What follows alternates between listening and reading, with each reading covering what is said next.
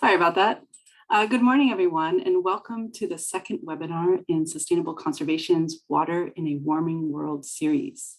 Thank you all for joining us, and many thanks to our generous sponsors, Iron Horse Vineyards and Spotswood Estate Vineyard and Winery, for supporting this webinar series and for sharing Sustainable Conservation's vision of stewarding our most precious natural resources for all Californians. I'm Aisha Massel, and I'm the Director of Sustainable Conservation's Water for the Future program. For those of you who don't know us, Sustainable Conservation is a nonprofit dedicated to helping California thrive by uniting people to solve the toughest challenges facing our air, land, and water. Every day, we bring together business, landowners, scientists, government, water agencies, nonprofits, and many others to steward the resources that we all depend on in ways that are just and make economic sense. So as you all know, water in California is a huge topic, and we are focusing today's discussion on how two important pieces of the puzzle, groundwater recharge and groundwater quality, interact with each other. With the passage of the Sustainable Groundwater Management Act, often referred to as SGMA, there has been a growing interest in using groundwater recharge to try to increase aquifer supplies. And just so we are all on the same page, recharge is the process where water on land seeps through the soils and eventually back into the groundwater table. And this actually happens naturally all the time with rainfall, snowmelt, seepage of rivers, canals, and lakes into the ground below them, and even when rivers overflow their banks and flood nearby land. Managed aquifer recharge, often referred to as flood-mar, is a management technique that intentionally uses flood events to spread surface water out onto land to seep back into the ground. Some water districts have been actively managing recharge for years by operating local recharge basins or ponds, and with good results. But this approach is relatively expensive and limited in geographic impact. Due to the sheer amount of land acreage in agricultural production, the concept of spreading water on agricultural fields has gained a lot of traction in recent years as a key to help us replenish our aquifers at the scale that is needed to address California's severe groundwater overdraft problem. However, many people, including farmers, community members, and academics, are concerned that contaminants or nutrients on these same fields, such as nitrate, pesticides, and herbicides, may be mobilized by water percolating through the soil and eventually end up inadvertently contaminating drinking water wells. And so today we bring this panel of experts together to talk specifically about how groundwater recharge projects could potentially harm or improve water quality and community drinking water access.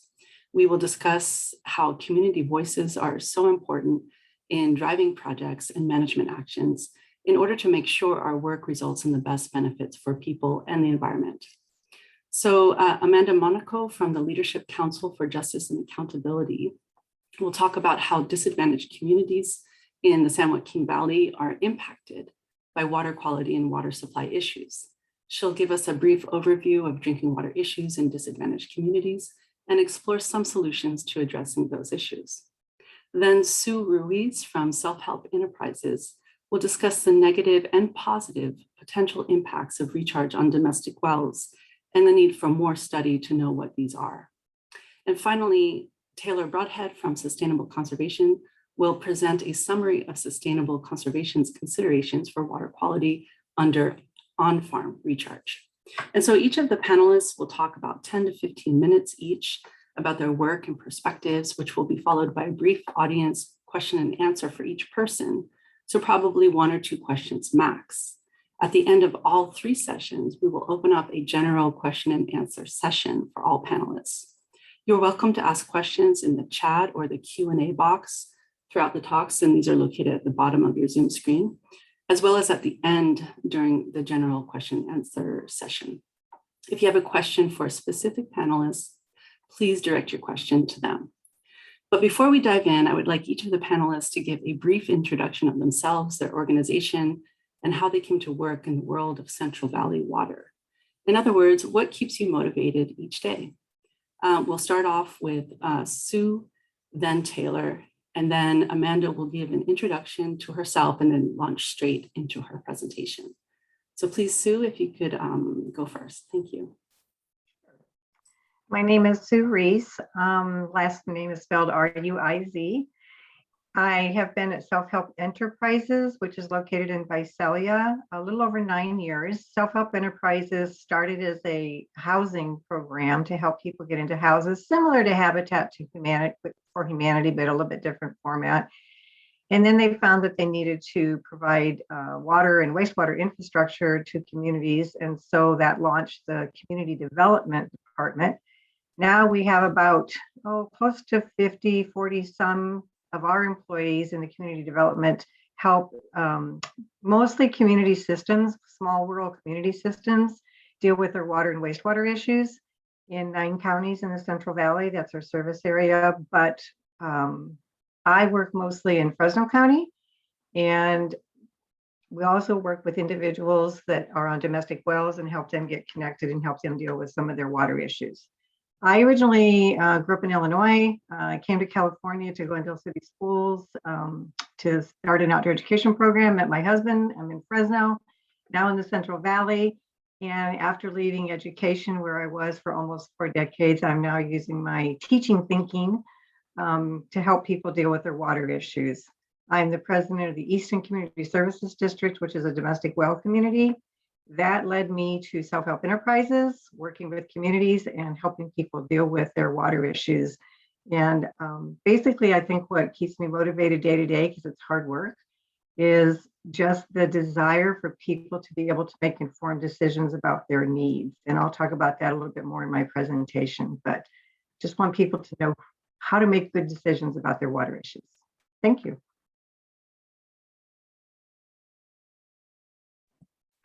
All right, I'll go next. I'm Taylor Broadhead. I'm a project manager at Sustainable Conservation.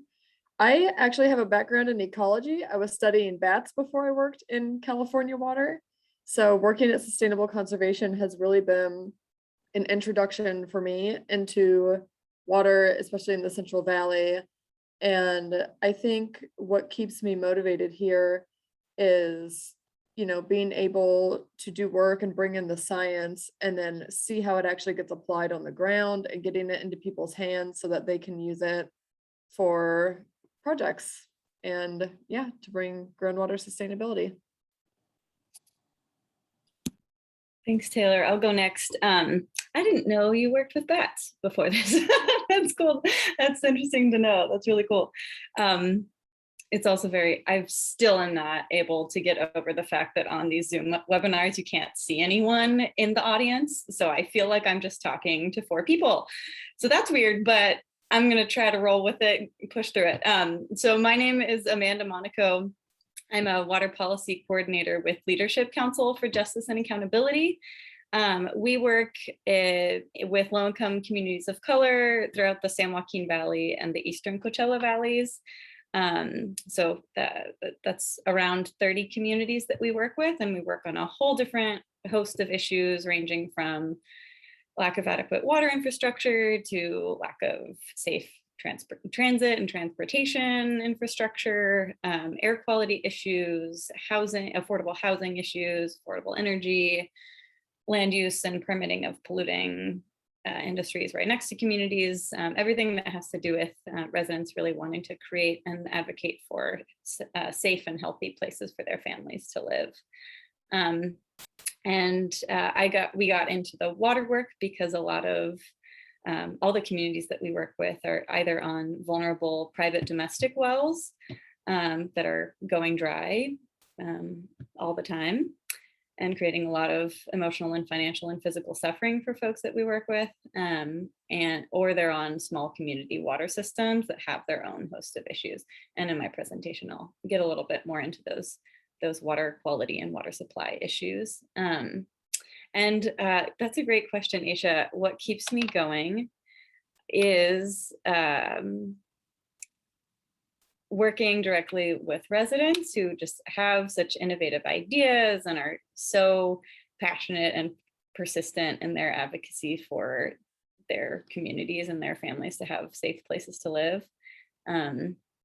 And also seeing innovative and forward-thinking people coming together across disciplines to identify solutions that'll really move things forward, and maybe think of solutions that we wouldn't have thought of if we were just in our own bubble, you know.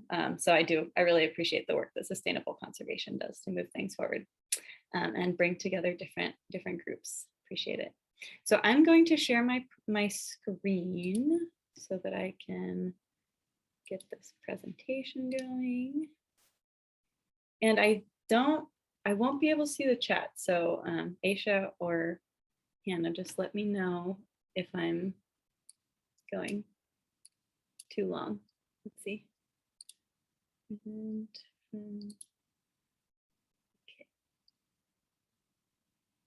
okay, can y'all see that? The slide? Yes. Okay, great. All right, so as Aisha communicated, I'm going to speak about water quality and supply issues in disadvantaged communities in the San Joaquin Valley, and what the impacts are on folks' lives in the communities that we work with from different water issues in the valley. And then I'll note at the end some solutions and touch on recharge. And then Sue will go more into her experience from her work and her life in Easton. And then Taylor will go a lot more into the recharge piece. So that's the framing of kind of where I plug into this conversation today. So first of all, want to briefly go over some statistics to show everyone on the call just how vast and widespread drinking water issues are in the San Joaquin Valley. It's truly a drinking water crisis. Around 64,000 people in 64 disadvantaged unincorporated communities receive unsafe drinking water in the San Joaquin Valley. And that doesn't even include folks on domestic wells. During the last drought, the state received more than 2,500 domestic well failure reports. The vast majority of those were in the Central Valley. We know that falling groundwater levels are likely to leave up to 12,000 more wells dry, impacting up to 127,000 people. And we know from various studies that drinking water issues disproportionately impact low-income communities and communities of color in the San Joaquin Valley. Okay, so I'm going to go over generally disadvantaged communities and their drinking water challenges, and then talk about how to address drinking water challenges, what kind of solutions there might be. But first, I wanted to really bring it to a personal level. These aren't just statistics that we're talking about, they're actual people whose lives are being impacted. One family and woman with whom I've had the honor of working is Carolina Garcia from a community called Tombstone Territory. Her home, I started working there when we got word that entire streets in the community were having their wells go dry. Carolina and her family's well had just gone dry when I started talking to the community and going with Naomi Martinez from CCEJN and talking to folks there. And they actually had to spend 4 months with no running water in their home. She said, I felt sad that my children couldn't bathe, couldn't flush the toilet. They were ashamed to go to school because they couldn't shower regularly and they smelled. I came here to give them a better life, but even in Mexico, we had running water. And then she told me one day my son was using a bucket to shower and he saved some of the water for me to use. And I cried. And she told me every day I live in fear that it's going to happen again. People should not have to live with that fear. So families throughout the San Joaquin Valley and everywhere need water to serve basic needs like drinking, cooking, washing dishes, cleaning, hygiene, bathing, and sanitation. We know that sanitation is particularly important, especially after this COVID-19 pandemic. And to meet all of those needs, water needs to have 3 elements be present. So it needs to be safe, clean.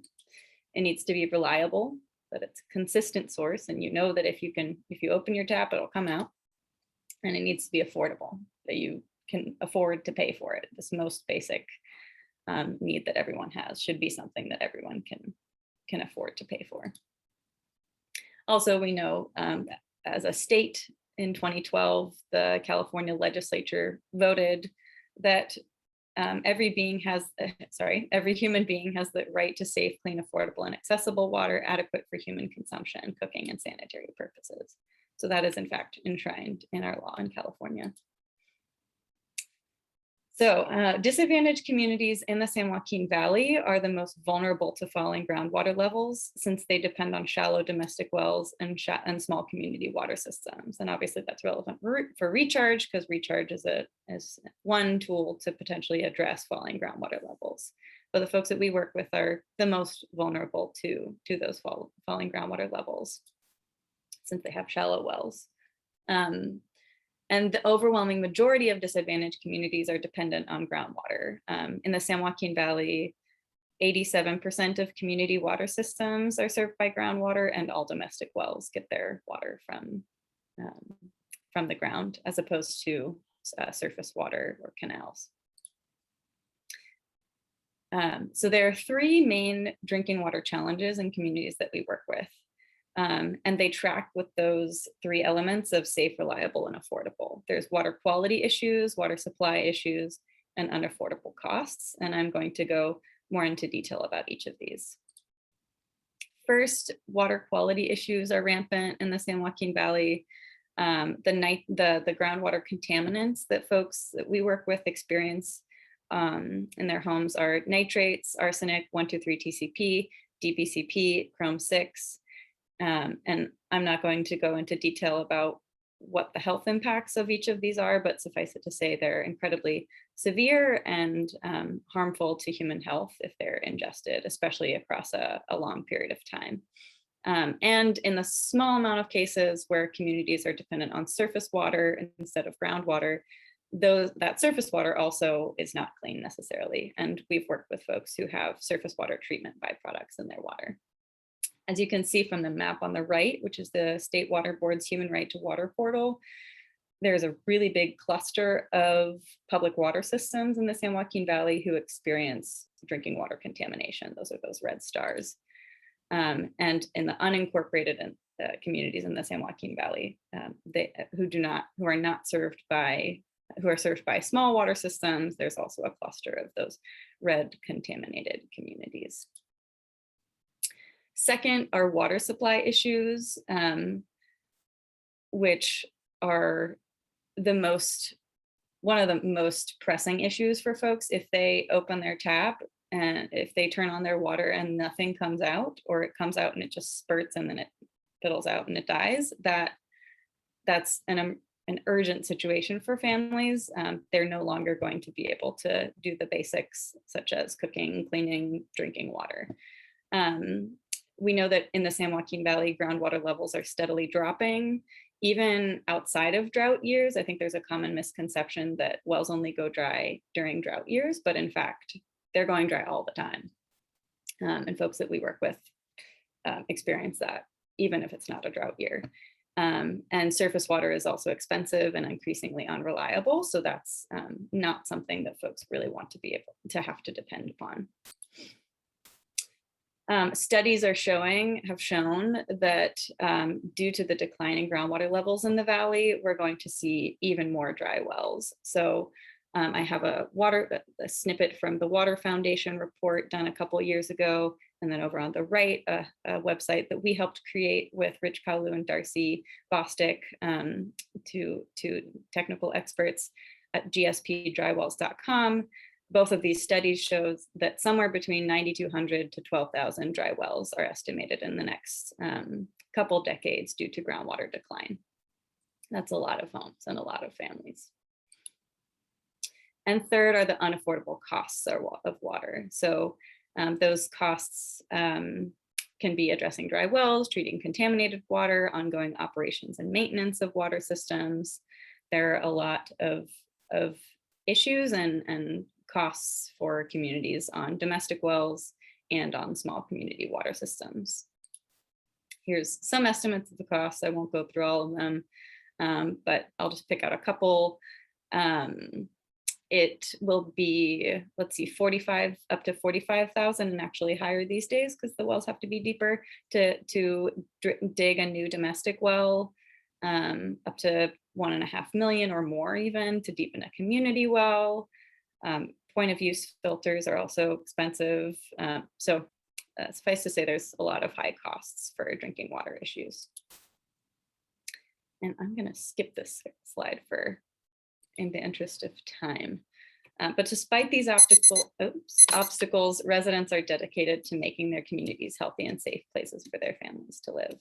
And these are some snapshots of folks that we work with doing great work in their communities in Sacramento, and to advocate for their water needs. So there are several ways to solve community drinking water challenges. First has to be leveraging existing community resources. And I'll talk a little bit about that. Then supporting with additional expertise. And third, I'll talk about some projects and policies to address these community needs.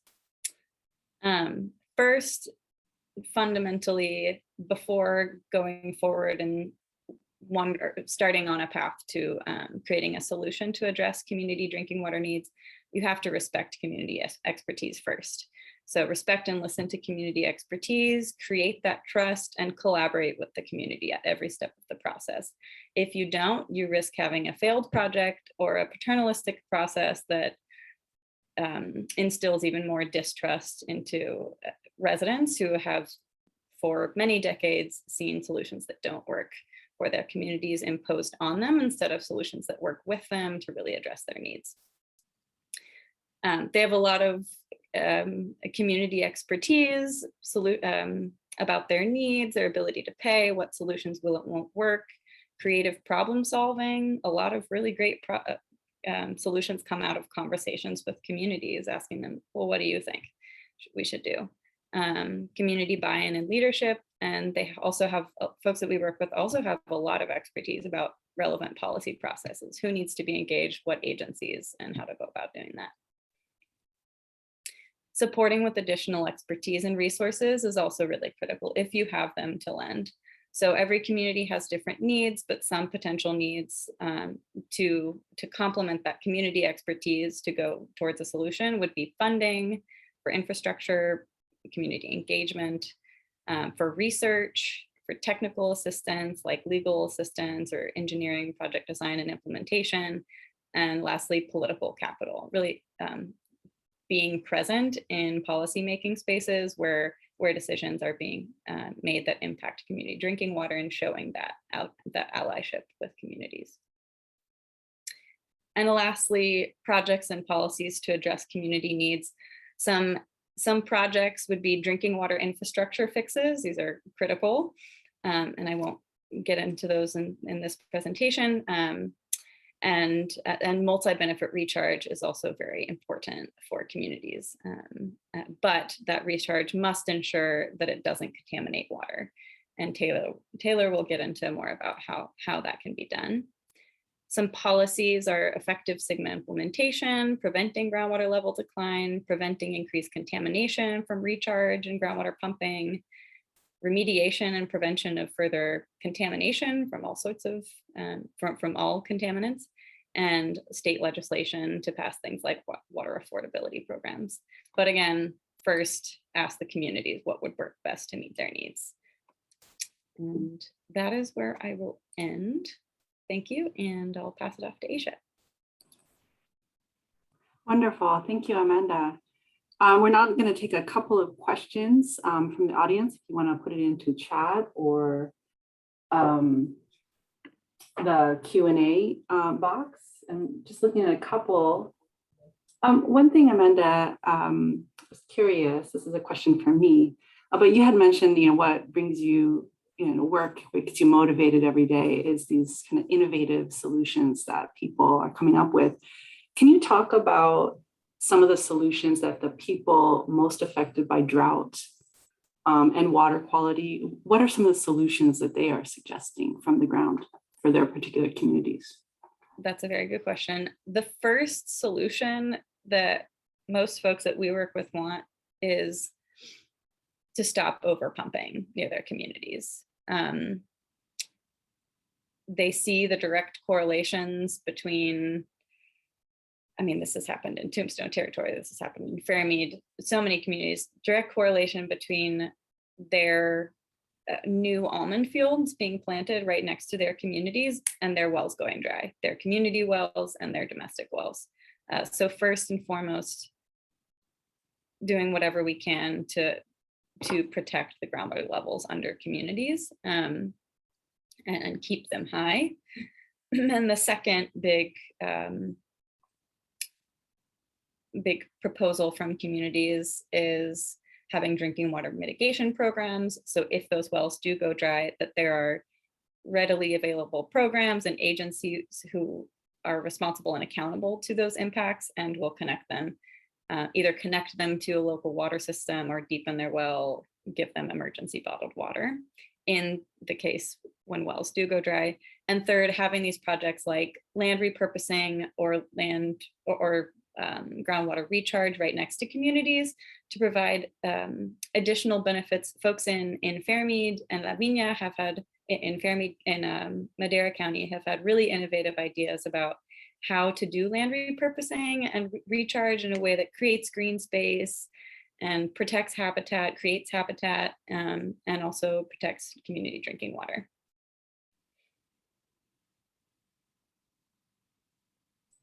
Great. So some of the questions I've gotten are kind of more general. So I think I'm going to save them to the end so that you all have a chance to answer those questions. So if anyone has questions for Amanda specifically, as you're thinking through this, feel free to put it in the chat or the Q&A box, and we'll get to those at the end. So thank you so much, Amanda. Thanks, Aisha. And next we're going to go on to Sue. Please take it away.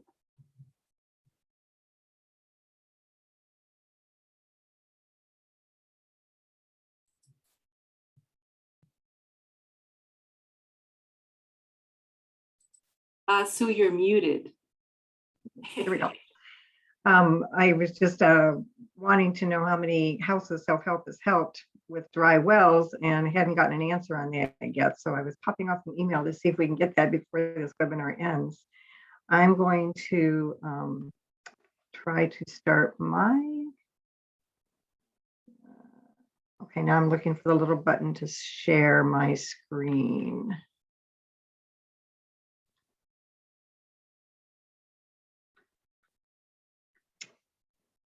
Hang on one second, I've lost the little space to do that. Okay. All right, can somebody help me out with this? Because I'm not finding where to be able to share my screen.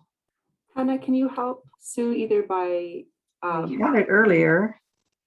the share screen or just presenting it on your screen and advancing as needed? So if you hover onto your Zoom screen, do you see the toolbar pop up at the bottom? Oh, there it is right there. Okay, Thanks, Hannah. got it. There we go.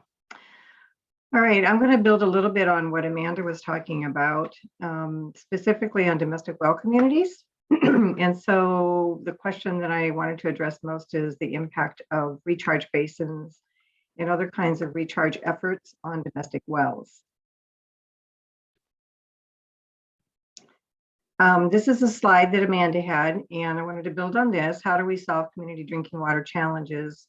As she said, recapping to leverage existing community resources and respect what the community desires, support with additional expertise and resources, which is not always easy to find. And then do projects and policies that help address these needs. And it's a little bit challenging when it comes to recharge efforts. I'm bringing this from two different perspectives. One is as a domestic well owner myself. I live in a community that has approximately 300 to 400 domestic wells. There is no public water system here for the majority of the community.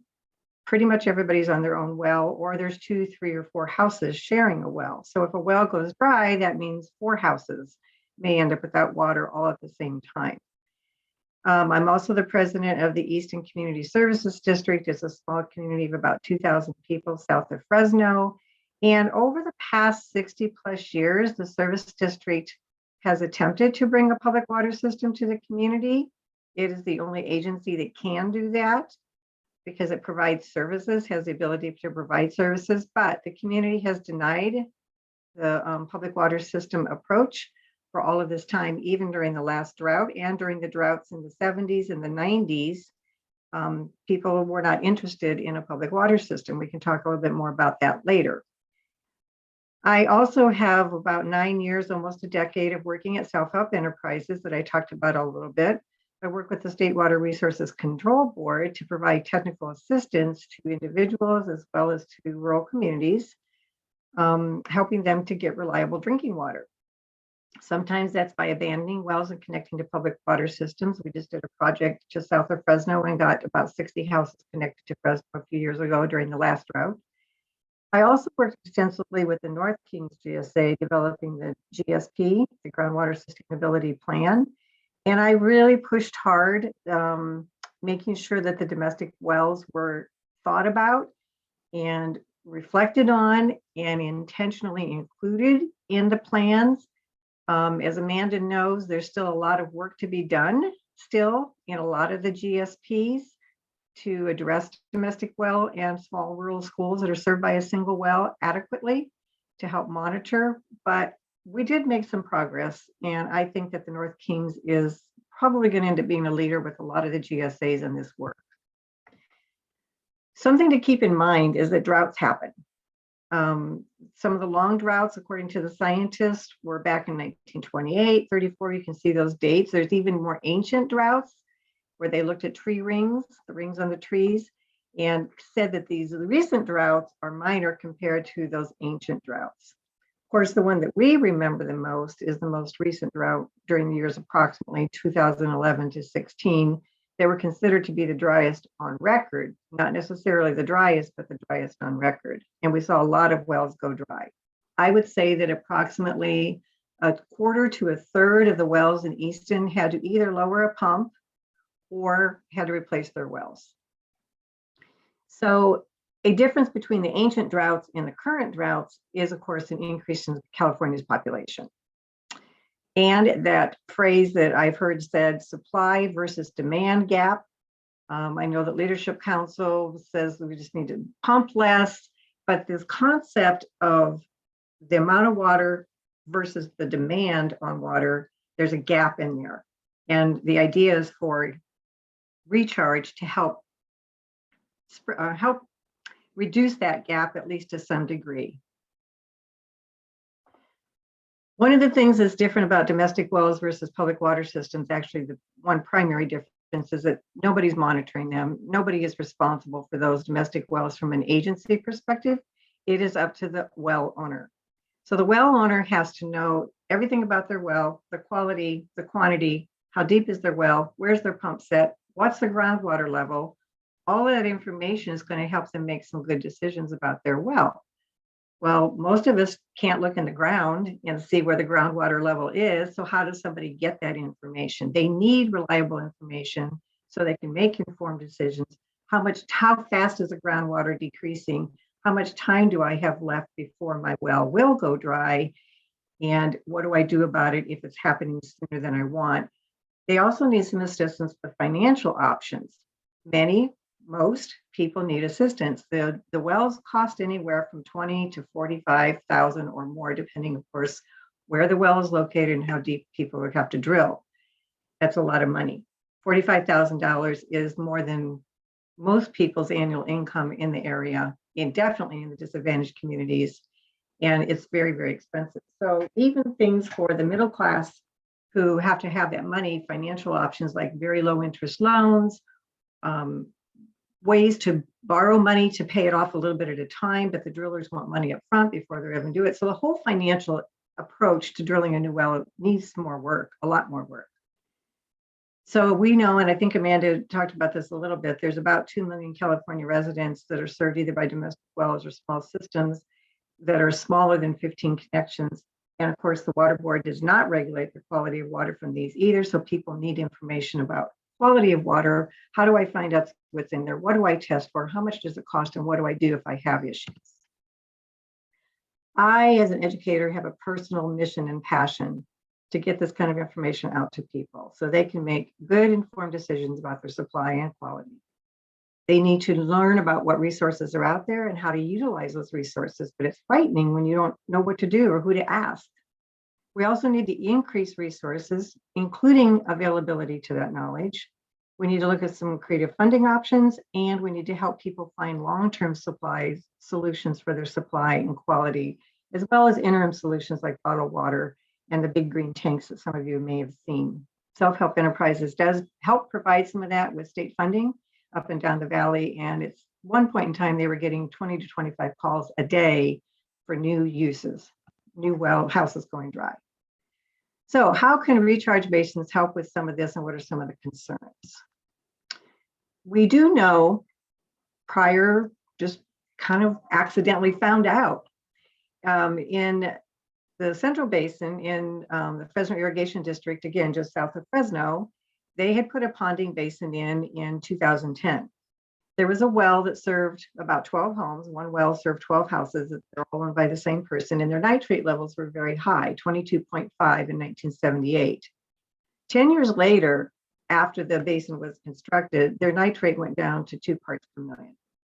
That's a significant decrease, and now they don't have too much nitrate. This area is going to be eventually connected to Fresno. We're working with them on that because they don't want to run out of water. And then there's another place over by Oakeyville in the Kern County. It's called the Corcoran Highway Basin, and Tulare Irrigation District has a ponding basin that we at Self-Help monitored and tried to see what kind of relationship there was between the individual wells that eventually became a community water system in Oakeyville. But the domestic wells were going dry, and some of us at Self-Help, not myself, but some others, went out and measured the distance between the domestic wells and the ponding basin. And they found that the ones that were closer to the ponding basin had less nitrate and uranium.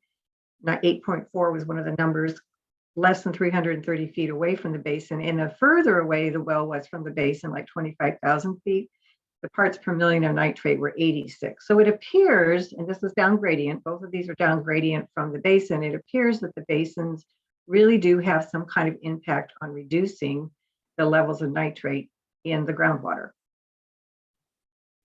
Fresno Irrigation District took their lesson from the other one, and they just recently placed a new Malaga recharge basin up gradient of Easton, where I live. The idea is to help water flow down to Easton. Now, what that's going to do in terms of water quality, we don't know. I think it's far enough away that it won't impact us, but it might impact some domestic wells between the basin and us. Don't know. But the level of water should be positively impacted by that basin when they can collect runoff. It is important to note the state is more willing to fund recharge projects that benefit DACs. So that is a carrot that is very helpful to irrigation districts or GSAs that are looking at recharge projects. They're more likely to get funding from the state when they show a benefit to disadvantaged communities, and it's a good partnership. However, all of this needs to be studied further. So I had a question as I was preparing this, actually, could a basin that is down gradient from a community have any impact? So I asked the engineer who works in the Kingswater Basin on all the GSAs, and his answer was this: a recharge basin that is down gradient from a community rather than the other way around, the basin would produce what's created with a mound of water. It would build, instead of not a cone of depression, but a mound of water.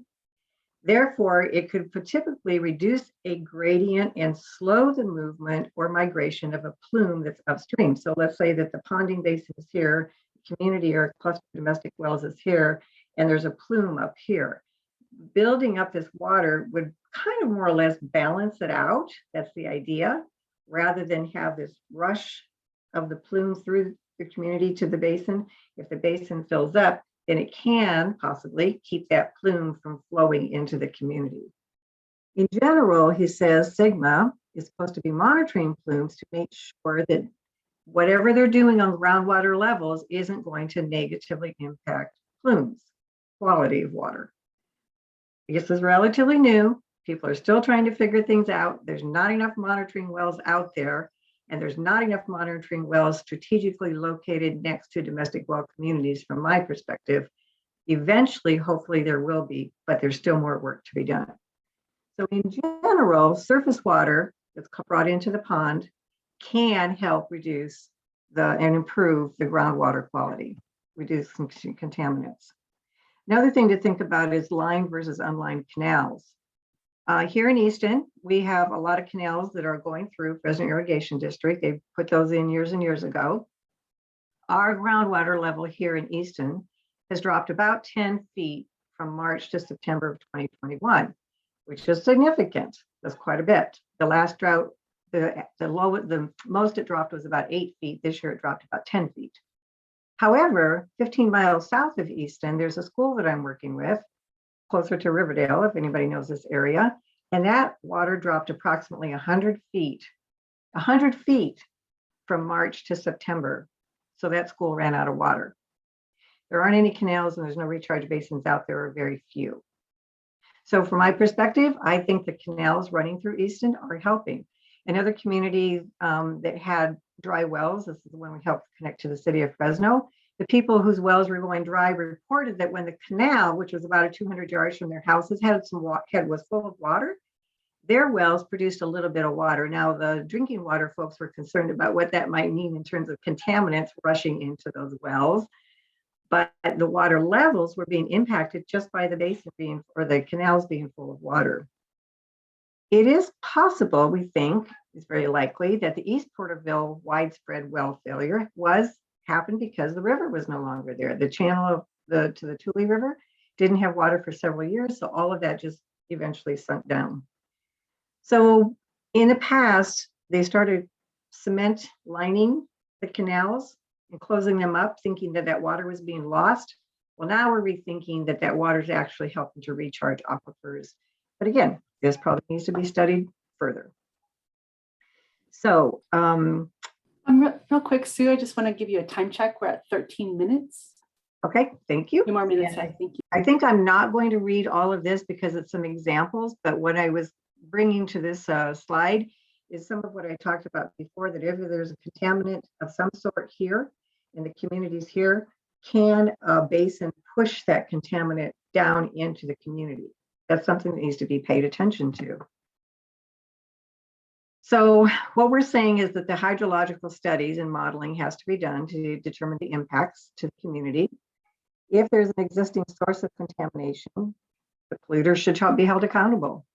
The polluter might need to mitigate. We talked about that. Amanda talked about that a little bit, find some other funding source and look at how they're impacting the aquifers. Currently, the state incentivizes recharge basins that help DACs, like I said before, but are they monitoring or questioning or requiring a study when they fund these things? SGMA is supposed to be paying attention to it and not causing more problems. And the other question to think about, if we are going to hold, say, a dairy or a construction or something like that accountable, is there another unintended negative impact for the economic, local jobs, for the ag community? We just have to be aware of those things, even for domestic wells. We also need to think about, should a domestic well community be informed if there's a basin going in there? What's happening? Should the domestic well community be able to have input into where those basins go? Right now, there is no really opportunity for that to happen. And if there's found to be some kind of contamination, should that basin go in? So in summary, I just wanted to say that recharge basins do impact groundwater levels and quality downstream. That strategically placing them is very important, should be looked at closer. We need to have studies to make sure that there's positive and not negative impacts taking place. SGMA and the GSH are supposed to be helping monitor all this, but they're still trying to get their act figured out. And that is it. And so I thank you very much. Thanks so much, Sue. That's wonderful presentation. Sorry, it's, there's so much to go over and the time just runs out. Just a couple of questions for you before we move on to Taylor. You had mentioned earlier about, and I'm curious what your experience is. Some communities, when faced with maybe dwindling water supplies, they have potentially a choice to connect to nearby water systems, like nearby cities or towns. and they choose not to. They want to remain on their own wells. And I'm wondering if you can just talk a little bit about why those folks really want to stay on their own wells. There's a couple of reasons, but the two primary reasons really are financial, and there's two sides to that, and freedom. Make choices for myself and not be under some kind of a government or somebody else telling me what to do with my water. So financially, what helped me educate the community that connected to the city of Fresno when we first started working with them, it was about water quality. And yeah, maybe it's going to hurt me, maybe it won't. It's really kind of hard to convince a 95-year-old who's been drinking water all his life that the water's going to kill him. That's a hard sell. But when the wells started going dry, then people were really willing to connect to the city. And they started, we educated them on the cost of drilling a new well and maybe doing bottled water because you don't know what you have, or putting in a POU, like Amanda said, those are expensive, versus a monthly water bill for reliable water. So just helping people really look at the dollars helps them make that decision. And then the second part is something that people just make a decision for themselves. Do I want to have control over my water completely, use as much as I want, and not have anybody tell me what to do? Or do I want to be under the purview of a public water system? So if enough people in a community are willing to connect, then we can do it. But it needs to be more than a majority to make it an economically sustainable approach and project. I see. Great. And, just kind of further on the domestic wells, anyone that's trying to get information about what's the state of domestic wells has run into issues. It's really hard to get this data from public sources. And part of that is due to privacy and security reasons. People don't want others to know where their well is located. And also just, kind of this maybe freedom of like, I don't want other people to be nosy into my water, But, planners really need this information in order to serve domestic wells. And so how do planners, and by planners, I mean, not just government agencies that might have access to that information, but people who are working like nonprofits like ourselves or consultants, things like that. How do other folks access this information while keeping people's information safe? Do you have any ideas on that? Yeah, we do. I mean, when we do our work, we will, like if we test wells, we don't put the address, on a list of where that sample came from. We'll just number them well 1, 2, 3, 4, and 5, and they're all in this area. And so we can say within this area of 200 or 300 wells, we've tested this many, and this many had these contaminants. But it doesn't identify which individual well. It's more of an area. And that's the best way to go about doing this. You kind of have to just look at that. People are concerned about the value of their home.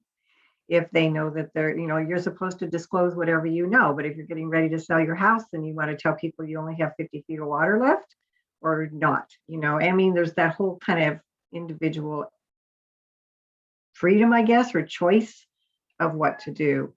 So we do struggle with getting information from folks and getting folks willing to volunteer with their information. But the best way is just not identify exactly where the location of the well is. Do it more in a cluster. Sure. Okay. And then another question in the chat, could you please talk about the role that the California Water Board has regarding the vast amounts of wells in use in the state? I'm not sure if I understand that question. Yeah, so maybe the person who wrote that, if you could get a little more detailed, and we'll take it in the general question and answer session. When you're writing the question, it is a pretty broad question. Maybe try to narrow it down just a little bit, but thank you for that question. The only thing I can say very quickly is that, like I said, they don't regulate the wells, individual domestic wells, but the water board is providing resources through different venues like Leadership and through us, CV Salt and some other places to get testing. And some counties do more of that than other counties do to help get information out to folks. And then the GSAs, which are of course partially funded a little bit, and some of the efforts are funded by the state, are trying to get information available on websites for people to find out what's going on in their area. But nobody's regulating domestic wells. Right. That's a really good point. Okay, thank you so much, Sue. Welcome. And please, Taylor, take it away. All right, thanks, Aisha.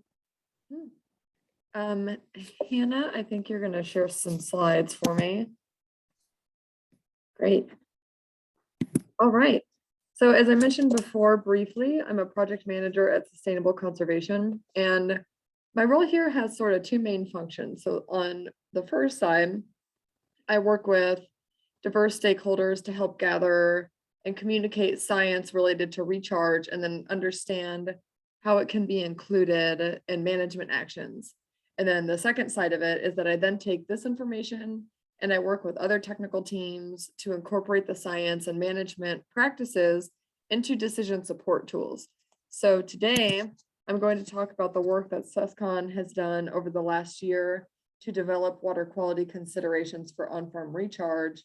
And then moving forward, how we hope to incorporate these into decision support tools. But first, I should probably give us a little bit of context to this work. So as you all know, groundwater use in California is not sustainable, and certain regions of the state really are in worse condition than others. And with such a dire situation with groundwater overdraft, a lot of people have been looking to groundwater recharge as a possible solution. And now the Public Policy Institute of California, or PPIC, found that realistically, recharge could probably make up about 25% of the overdraft in the Central Valley. So we do want to acknowledge that recharge is a really important tool, but I also want to say that it is not exactly a silver bullet in solving all of our water issues. And so there's a lot of great work going on out there to address other parts of the picture and also other types of recharge, like how Sue just talked about recharge basins. But here, we're going to take a little bit of a deeper dive into what really is just one tool in our sustainability toolbox, and that's recharge, but on farm fields, so also known as on-farm recharge. And there are a lot of potential benefits of on-farm recharge, but there are also a lot of people who are concerned, and justifiably so, that on-farm recharge has the potential to mobilize contaminants and impact drinking water. But there's also potential, to apply enough water during recharge and possibly dilute what is flushed into the groundwater. So I'm kind of going to explore this dynamic a little bit more in the next several slides. And that's what we're really trying to understand here, is how on-farm recharge can lead to clean drinking water, or in the very least, prevent water quality problems. So like I said, there are multiple methods of recharge and a lot of different contaminants out there, like some that Amanda mentioned and others like pesticides and arsenic. But we're focusing our work specifically on the potential impacts of on-farm recharge, on salts, and in particular nitrates. And so what I want to say first and foremost is that we did not do this work alone. From giving insights in the exploratory phase of this work to very kindly and generously reviewing every step of the way. We had a lot of help from a lot of different individuals, some who are here today, and they represent really a wide range of perspectives and expertise, like academics and scientists, irrigation districts, GSAs and their consultants, environmental justice and conservation NGOs, government staff, and grower representatives. And as you can imagine, with a lot of different stakeholders, there are really a lot of different perspectives and sometimes viewpoints that can be conflicting. And so we were able to address these conflicts by balancing two core principles. The first is that the science is the foundation of the work, but we recognize that the science is not yet settled and is still evolving. And then two is that we want to also keep community concerns front and center. And so the result of this effort were two water quality documents. The first is a white paper, and this gives an overview of the most current and peer-reviewed literature that forms the scientific foundation on how to protect and even possibly improve groundwater quality under on-farm recharge. And I want to give a shout out to Hannah Waterhouse, who is a postdoc from UC Berkeley, who wrote the white paper, and also a special thanks to Helen Dalkey and Thomas Harder, and a lot of others who generously provided input and review that was central to this effort in producing this white paper. And from this white paper comes the second document, which is a nitrate brief. And that is a summary of the nitrate specific findings from the white paper. And this document really is targeted to growers, water planners, and communities. And the real purpose here is to empower stakeholders so that they can engage in decisions and planning. And so the next slides are only focused on nitrate, since this is an urgent human rights issue, and also salts are generally a little harder to manage. And so one of our main findings is something I'm sure a lot of you know, is that nitrate is bad and it's likely to get worse in a lot of places in the Central Valley. And so this map was produced through the CV salts process. And what we're showing are these large swaths of area in red where nitrate levels are already exceeding drinking water quality standards. And these red areas are likely to get bigger before they diminish, regardless of management actions like recharge. And so a lot of this contamination is due to overapplication of nitrogen fertilizer in prior years and even decades.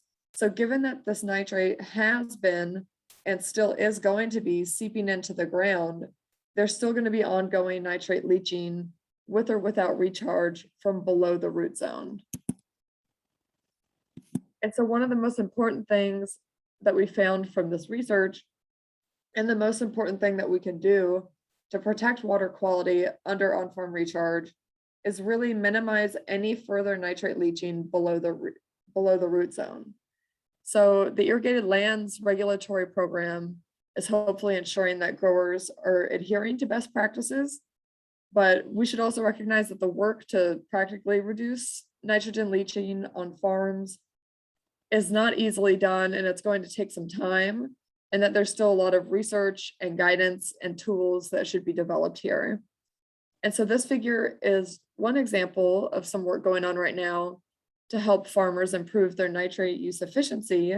And so these are the 4 R's of nutrient management, which means applying nitrate at the right time, at the right place, at the right rate, and the right source. And so for growers who are wondering, how or if I can engage and recharge, we also provide field scale considerations to minimize nitrate leaching under AgMAR. So for example, targeting recharge on crops that have lower nitrate demand, like grapes or alfalfa. And these could also be useful for GSAs and irrigation districts in developing guidelines and prioritization tools for recharge. And now GSAs might also want to look at possible cumulative effects of recharge sites, in a bigger region or bigger area. So for example, recharge and pumping can result in shifts in groundwater gradients. And this is important to understand for scenarios when we want to avoid flushing nitrate toward a well, or, kind of the opposite side there is if you want to target recharge to a well so that you can improve water access for communities. And when water is limited, as it often is in California, GSAs could prioritize recharge on fewer sites so that they could better dilute some of that legacy nitrate that might be, in the soil.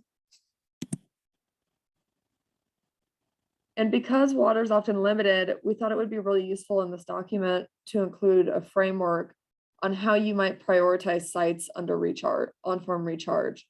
And so something important that we learned through this work, and what this conceptual graph is showing at a high level, is that groundwater quality is likely to worsen before it gets better, regardless of whether you do recharge or not.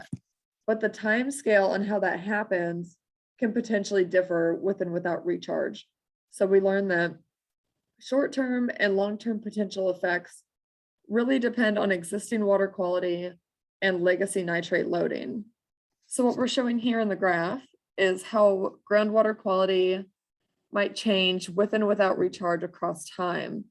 And so in this scenario, we have medium or high legacy nitrate and good existing water quality. And so the water quality is on the y-axis here. And so our starting point is below the maximum contaminant level, which is that red line. And now with recharge, which is shown in the blue, you might, initially flush some of that legacy into the groundwater, which causes that initial spike, but it's likely to resolve sooner and quicker than in the no recharge scenario, which is the brown band. And you might be wondering why the bands are really thick here. And this is because estimating legacy nitrate is really pretty difficult. So there is some uncertainty in whether or not the nitrate concentration is going to exceed the maximum contaminant level or not. But this is an example of a scenario where really you want to exercise some more caution, because what we don't want to do with recharge is worsen water quality that is already drinkable for communities. And then we explored another scenario where nitrate concentration in the groundwater is already high. So it's already above that maximum contaminant level. So here, we're starting out above that red line. And with recharge, we're likely to flush out and dilute nitrate in the groundwater much sooner than would have occurred in the no recharge scenario. So this situation is one where recharge might be able to help clean up already contaminated groundwater on a much shorter time scale than what otherwise may have occurred. And so this framework here might be also useful in identifying best sites for monitoring. So monitoring for impacts of recharge is really important, but like Sue mentioned, they aren't always there or strategically placed in the best locations. So we also recognize that funding can be limited for monitoring programs. And so where you need to, it might be helpful to focus monitoring on some of these higher risk sites. That might make sense in some cases where monitoring wells are limited and our information and data that we're able to collect is limited. So we don't go too deeply since there's a lot of other great resources out there, but we do provide some considerations on monitoring and contingency plans. For example, establishing a baseline water quality condition before you do recharge, or coordinating monitoring efforts with existing programs like the IRLP. There might be some ways that we can leverage work that's already being done. But one thing that became really abundantly clear to us through this process is that communities who might be impacted by recharge activities really need to be included as decision makers. Short term, it could really mean 10 to 20 years, which might not sound like a lot, but really that's a really huge impact from someone who's relying on groundwater every single day. So this work is really meant to be a tool that can also help communities, as well as growers and water managers, make informed decisions about their water future.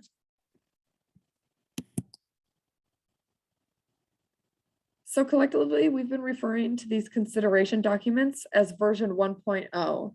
And this is just to acknowledge that there's still a lot of work to do in solidifying the science and developing tools to support on-farm recharge.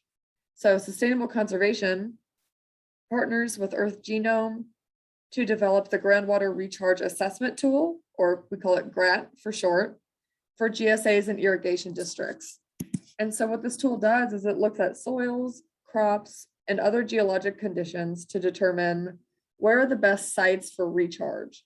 And so the primary goal here has been recharge to increase water quantity overall and targeting sites that might be best for getting water into the ground. But what we found is that these sites that are best for getting water into the ground in terms of percolation, they may not always be in places where you might need to do recharge the most, for example, to deliver water for communities. So there's some really cool work being done with this decision support tool to start targeting recharge to achieve different management objectives, like replenishing groundwater that serves disadvantaged communities or ecosystems, for example. And so now we're trying to work out how can we include these water quality considerations principles and decision support tools for recharge. So there's definitely work still to be done on collecting and refining the data and methodology that can make this happen. But the potential here is really exciting. If we can click to the next slide, thanks. So for the next steps, we're looking forward to incorporating kind of a management area concept for water quality into decision support tools. And we're also looking forward to doing more outreach to GSAs, irrigation districts, farmers, and communities. And then we also have some exciting work coming up to incorporate this guidance into supporting recharge program development on the ground. So stay tuned. And that is it from me.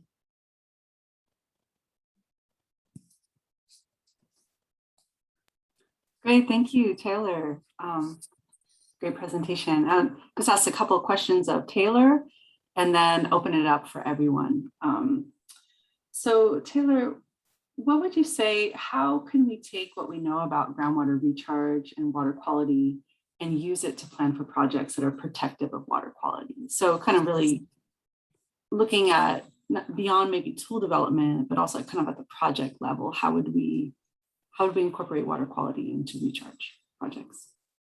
Well, I think one piece is really understanding what historic land use has been. I mentioned that it's really hard to estimate how much nitrate might be in the legacy or in the vadose zone underneath the root zone.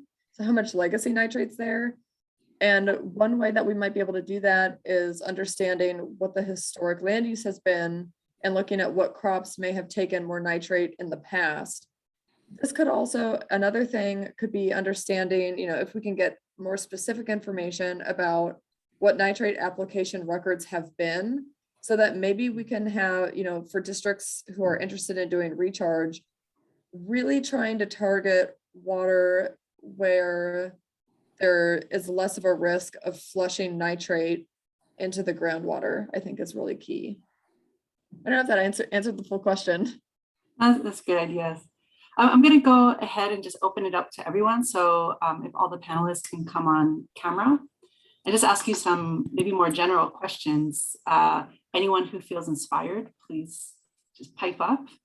And so I'll start with this one. This is kind of a more general question that kind of came at the beginning with Amanda's talk. Is notwithstanding California legislation and proposed water saving measures, will the 40 million people living in California be able to comfortably live here for the next 3 to 4 decades? So it's kind of like a softball question. Anyone who wants to take it. You're muted, Sue. To define comfortably. I think everybody, I said that, there are some, I was thinking about this earlier and I didn't say it in my presentation, that one of the reasons that domestic well users might not want to connect to a system is because they don't want to be metered, told how much they can and can't use. However, what I've seen is that the ones who really don't care is maybe like 1% or 2%. I think that most of the domestic well users, not all, but the ones that we work with anyway, are conscientious about needing to reduce their water use, especially in their yards. So it becomes a little less comfortable when you can't just use as much water as you want to. And obviously, a lot of education, when we buy things, it's because of marketing. So we have to market, use less water, and just these really good marketing strategies for people to make good decisions about their water use. And that will help, at least. Amanda? Yeah, good question. So I think it depends what kind of water use the question asker is talking about. If we're referring to simply drinking water, we have enough water to serve drinking water needs. Maybe not in Southern California. That's a problem, given how dependent they are on interconnected surface water and climate change, which might make those surface water supplies less reliable. So that's going to be concerning. But at least in the Central Valley, there is enough water for everyone to use, and definitely in Northern California. It is how we are using that water that is the problem, the way we see it. So for just drinking water, there is enough. We also have all these other industrial actors who are using 70% of the water and decreasing, and that is why the groundwater levels are declining. That's why we're seeing this need to do recharge. So I think, if we can do recharge, if we can also just reevaluate the way that we're using water, potentially have a smaller agricultural footprint, then I think that would really help make sure that we have water to last for decades and decades and decades. Great, thank you. Here's a question, we're all kind of, the panelists here, including myself as well, we're all working mostly in the San Joaquin Valley, but this is a question from up north. Thank you for this important discussion. Looking forward, what recommendations do you have for residents with wells in small communities in Northern California, knowing that crops like marijuana are very thirsty and may be popping up here and there and everywhere? Is there some grander plan to connect disparate water systems to provide more resilience and backup? Take that last question again, just the last part. Is there a grander plan to connect disparate water systems to provide more resilience and backup? I'll take a shot at it in terms of connecting. It's expensive. It's a long process if you're going to use state funds, which of course are limited, to do connections to a larger public water system. Fresno, I can speak the best, has brought in surface water when it's available, and now they have a surface water treatment plant. They got money from the state back in the day when they were incentivized to do so, and that's how we got these communities that I was talking about, a school and the communities funded to connect to Fresno. It's a very long process, and it takes a lot of cooperation, a lot of trust building, a lot of talking. And I will say that the larger communities, the cities, are not always willing to take on customers because they don't have this. One reason is they don't have the staffing to go through the whole process. Here in Fresno, that's changing. We're working with Fresno. Fresno stepped up and worked with Fresno State, and they came up with a study, and we're going to be consolidating about 12 independent water systems and then 2 or 3 communities to the city because they stepped up and said, let's just make this happen. So I think it's shifting a little bit to let these folks get connected, but it's hard. Yeah, thanks, Sue. I would add a few things. Carol, I think it's good that you're thinking about the potential eventual conflict between people who need water to drink it in their homes and the folks who are growing thirsty marijuana crops. And thinking, I think it's good that you're thinking about how can we get ahead of this and have a plan for connecting folks to more reliable water. We don't work in Northern California, so I can't speak to the plans up there, but I know it's something that's been done, like Sue's saying, it's the city of Fresno has started more intentionally looking into consolidating, like connecting smaller water systems and folks on domestic wells to their larger water system. And I'm like dredging up this vague memory of a conversation that I was part of where someone from Lake County was talking about how they had done a lot of consolidations there and connected a bunch of different systems. So it's possible and there's precedent for it. So I would say you should definitely look into it and see if that's possible to do, see if there's any, like Sue was saying, Fresno State, an academic institution was really key in our area to look into doing those feasibility studies and seeing if that was possible. So I would suggest reaching out to like Humboldt or, someone up there to see if they could help with that analysis. And yeah, I'm not sure who's managing groundwater up there, but I would hope they would be looking out for seeing this growing industry and planning to have some sort of warning system if it starts using too much water. Great. Yeah, there's a question here of the recharge examples that were listed by Sue. It seems like they were all positive in terms of water quality for drinking water wells. And are there other examples that are negative? And before we get into the examples, and so that's a question for Sue, I think. Before we get into that, there is some talk about trying to figure out what's the right amount of water to apply in order to dilute so there wouldn't be a problem. So that's still the evolving science that Taylor was talking about. But this is a really, good question. We have to look at these negative impacts as well and learn from them. So Sue, do you know of any places where it's actually negatively impacted drinking water? Not yet, but I do know there's some plumes up gradient from Easton, and that ponding basin went in. So when we get really wet years and the water actually flows here, maybe we will know Mhm. that some of those plumes have moved into the community that weren't here before, or not to the degree they are.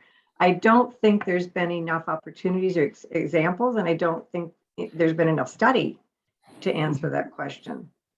We just happened to notice the two that I talked about that were positive. We just, there's two dots and we put them together.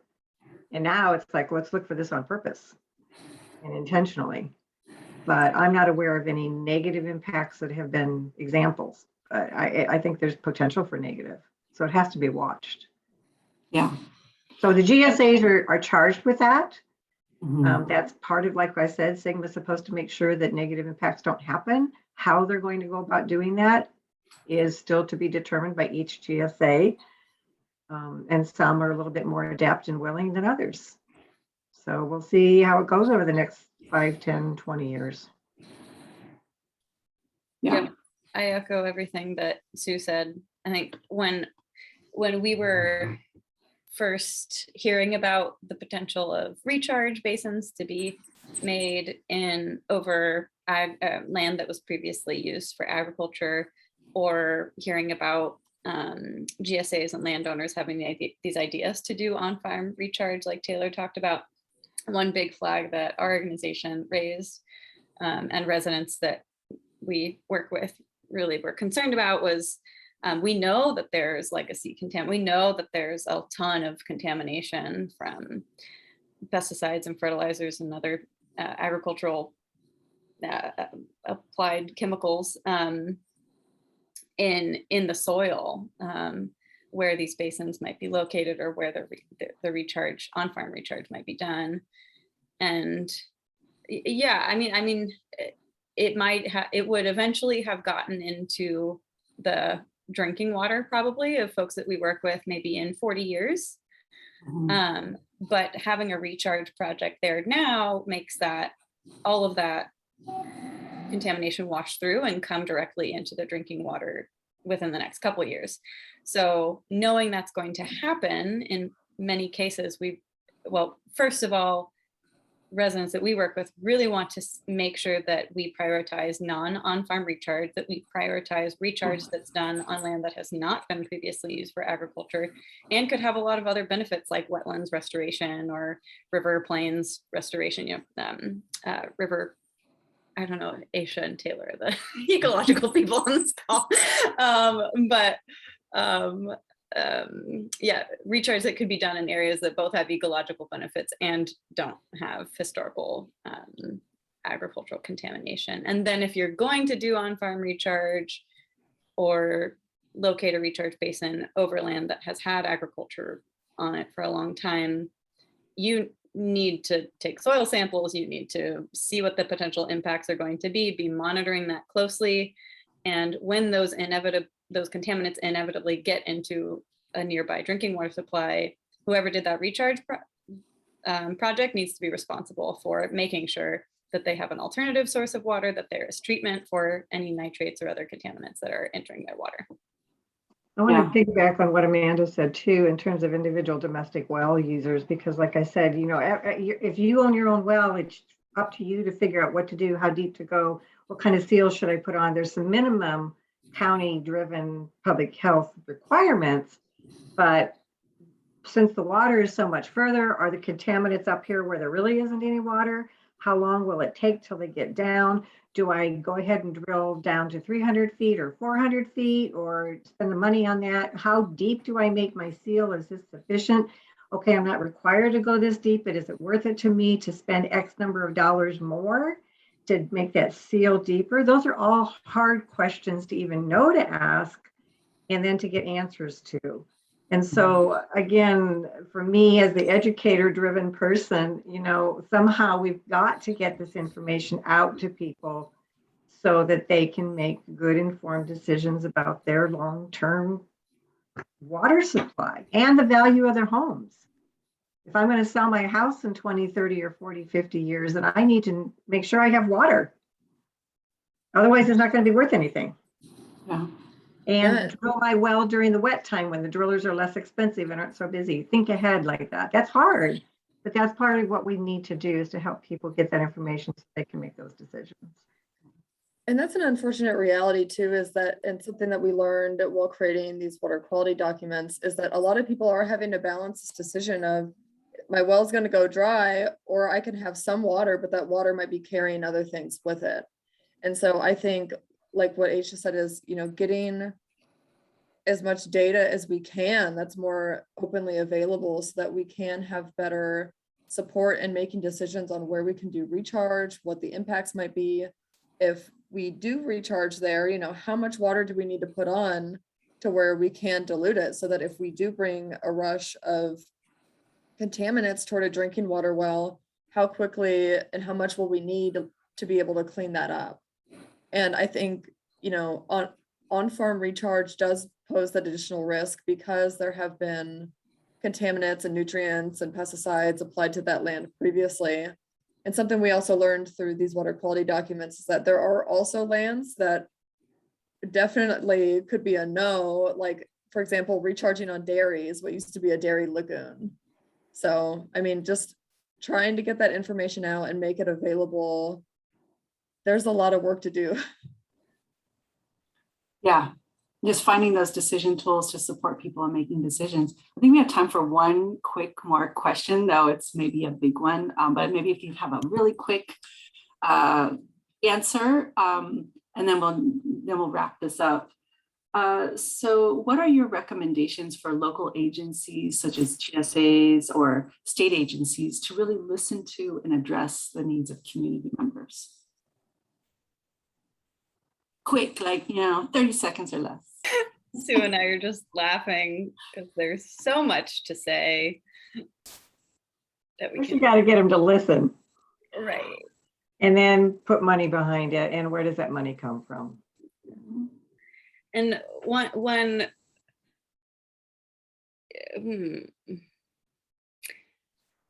so historically on drinking water issues, we've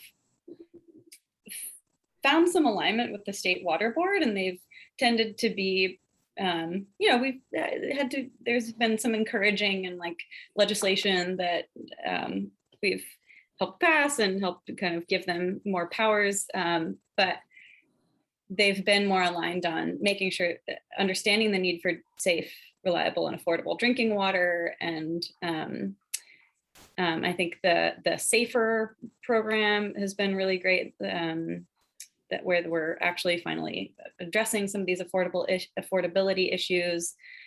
The state water board's SB 88 power, where they can force a water system to connect to a community whose water system is suffering. That's been really powerful and has opened up a whole new area of work where they can really facilitate that process and make sure that it happens.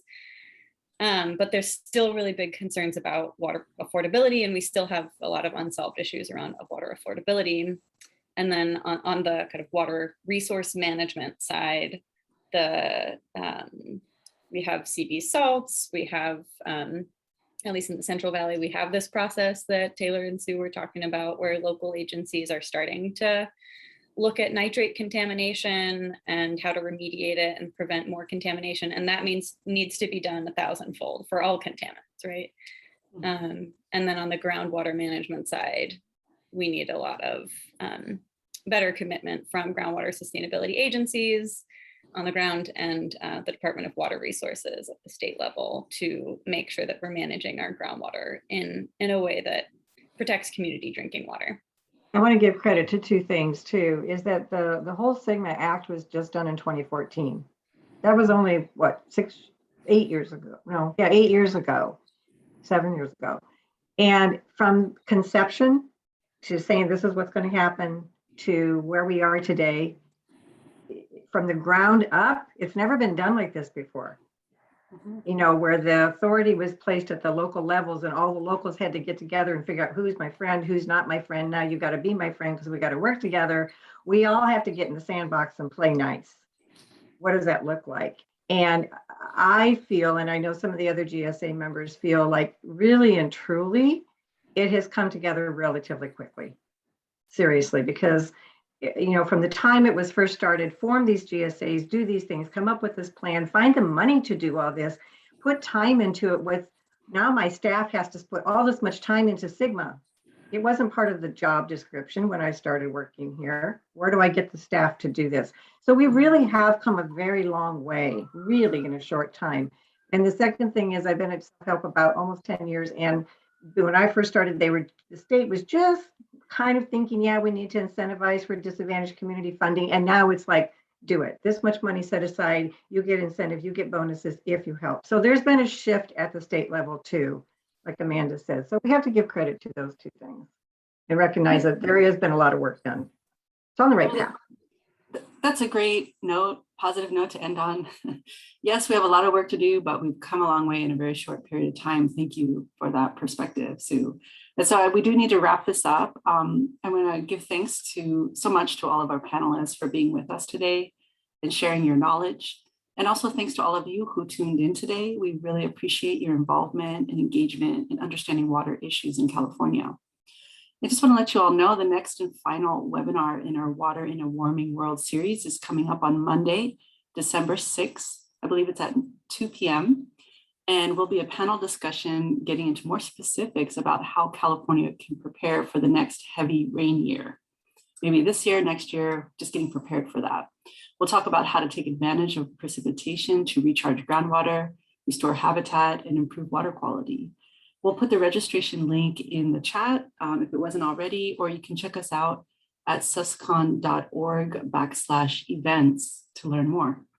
And many thanks again to our sponsors, Iron Horse Vineyards and Spotswood Estate Vineyard and Winery, for supporting the series.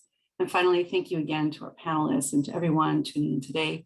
We hope to see you at the next webinar. Oh, and one more note, please take a few minutes to fill out the survey that we will send you to give us your feedback on this webinar and what types of topics you would like to see us discuss in the future. Thank you so much, everyone. Take care. Thanks, everyone.